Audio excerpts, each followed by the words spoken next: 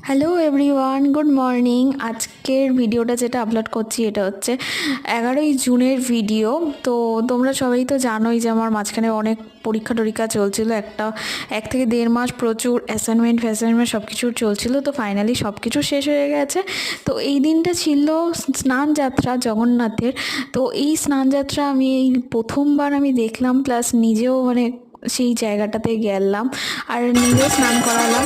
আর এখানে স্নানযাত্রার সাথে সাথে এখানে নাম কীর্তন হচ্ছে, সব লোকজন সব কিছু এত সুন্দর করে কীর্তন করছে, নাচ গান করছে।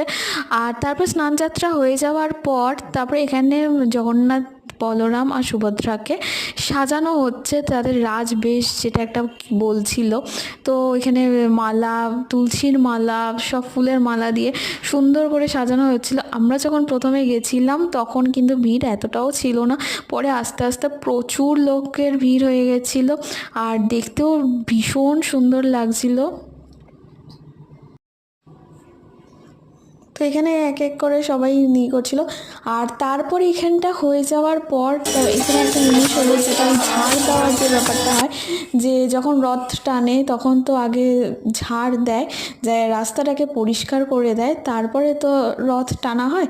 তো এখানেও সেম জিনিসটা দেখলাম, যেহেতু এটা রথেরই একটা রিলেটেড ব্যাপার, স্নানযাত্রাটাও জগন্নাথেরই। তো এখানে কয়েকজন মিলে সেই রাস্তাটাকে পরিষ্কার করা হচ্ছে।